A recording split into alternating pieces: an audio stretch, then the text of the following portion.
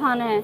6 से 10th तक भानु प्रताप में ही पढ़ी हैं ये। अब जो महोदय हैं प्रिंसिपल सर, वो इनका एडमिशन लेने से सख्त मना कर रहे हैं। बोल रहे हैं कि आप लोग बड़े हो चुके हो, मैं संभाल नहीं पाऊंगा तुम्हें। कारण क्या बताया? कारण सर कोई होता है बच्चा जी, कारण सर मैंने पूछा उनसे, बात की सुबह जाकर, बोले कि मैं तुम्हें कारण क्या बताऊं मैडम, बस यही है कि बड़ी हो गई है, संभाल नहीं पाएंगे हम इनको, ये बोला है। तो आपने इसकी शिकायत शिक्षा के बड़े अधिकारी हैं जिले में उनसे की?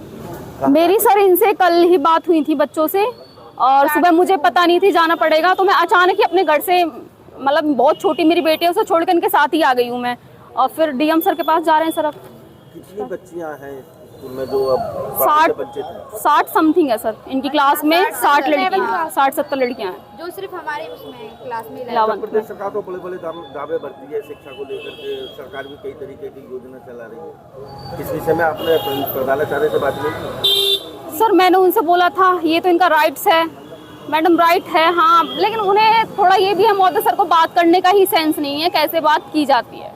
उन्होंने मेरे से भी मतलब थोड़ा अभद्र तरीके से बात की, जाइए आपको जहाँ जाना है, तो इसलिए मैंने सीधा लेके उनसे बहस ना करते हुए मैं यहाँ आ गई हूँ।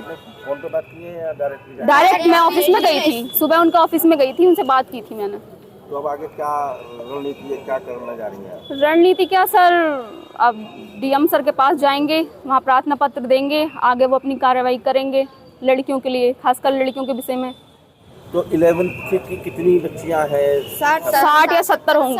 60-70 बच्चियां हैं जी जी, जिनका भविष्य घर में लटका है। बिल्कुल बिल्कुल। उनका भी एडमिशन हुआ ही नहीं है। सर वही डीएम से ही जा रहे हैं मैंने। हम ना 6 क्लास से 10 तक उसी स्कूल में पढ़े हुए हैं, और अब सर बोल रहे हैं कि हम आपको सेफ्टी नहीं दे पाएंगे, आपको हैंडल नहीं कर पाएंगे, और हम पूछ रहे हैं रीजन क्या है, ना ही तो रीजन बता रहे हैं, ना ही कोई कारण बता रहे हैं कि इस वजह से नहीं ले रहे। 12th की लड़कियां पढ़ रही हैं, 10th की पढ़ रही हैं, बस 11th का ही मना कर रहे हैं।